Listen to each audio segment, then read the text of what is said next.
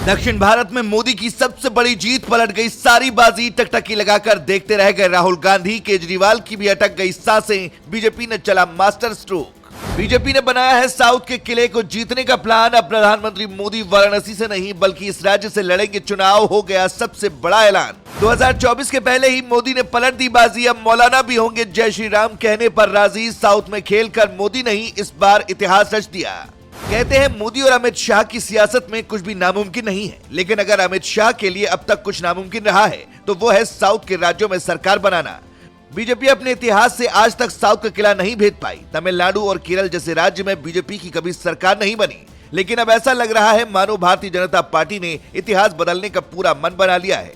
अगर बीजेपी का यह दांव एकदम फिट बैठ गया तो बीजेपी तमिलनाडु जैसे राज्य में भी सरकार बना लेगी। क्या है पूरा प्लान, आपको समझाते हैं।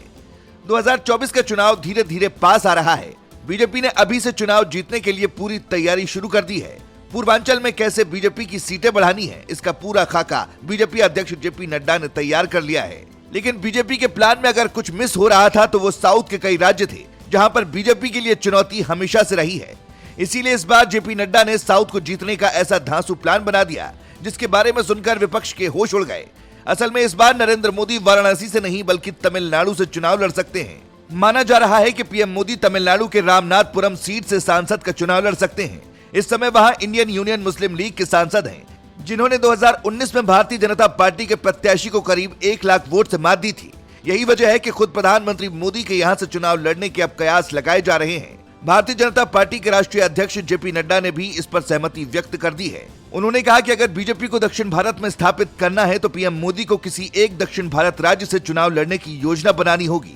मतलब साफ है कि कहीं ना कहीं अब प्रधानमंत्री मोदी इस सीट से मैदान में उतर सकते हैं, क्योंकि साउथ में बढ़त बनाने के लिए बीजेपी के पास दूसरा कोई रास्ता नहीं बचा है। मीडिया रिपोर्ट के मुताबिक इस मुद्दे पर पार्टी नेताओं ने प्रधानमंत्री के इस सीट से चुनाव लड़ने पर सहमति जताई है। 2014 लोकसभा चुनाव से ही पीएम मोदी हिंदू प्रभाव वाली वाराणसी सीट से चुनाव लड़ते आ रहे हैं, जबकि रामनाथपुरम में मुस्लिम वोटरों की संख्या बहुत ज्यादा है। ऐसे में पार्टी की कोशिश है कि अगर पीएम मोदी इस सीट से चुनाव लड़ते हैं तो पार्टी को इससे दक्षिण में मजबूती मिलेगी। इसी के साथ बीजेपी की एक नई छवि भी जनता के सामने पेश होगी। मतलब इस बार बीजेपी ने सीधे सीधे मुसलमानों के वोट बैंक को अपनी तरफ खींचने का प्लान बनाया है। कांग्रेस और दूसरी पार्टियां हमेशा से मुस्लिमों को अपना वोट बैंक समझती आई हैं, लेकिन अब बीजेपी ने दक्षिण में मास्टर स्ट्रोक चलने का मन बना लिया।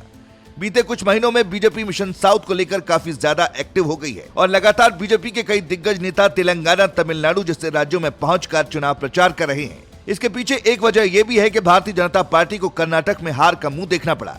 कर्नाटक राज्य है जहां पर बीजेपी का दबदबा था और भारतीय जनता पार्टी के ही मुख्यमंत्री थे, लेकिन इसके बावजूद बीजेपी को कर्नाटक में इस बार हार का सामना करना पड़ा। 2024 से पहले मिली हार कई मायने में बीजेपी के लिए बड़ा झटका है, क्योंकि अगर उसके हिस्से के राज्य ही उसके हाथ से चले जाएंगे तो 2024 में बाजी कैसे जीती जाएगी। इसीलिए भारतीय जनता पार्टी पूरी तरह से सतर्क हो गई है और अपनी तैयारियों को धार दे रही है ताकि किसी भी कीमत पर 24 की बाजी अपने नाम की जा सके। प्रधानमंत्री मोदी को क्या तमिलनाडु से चुनाव लड़ना चाहिए, इस पर आप अपनी राय जरूर दें। Bureau report.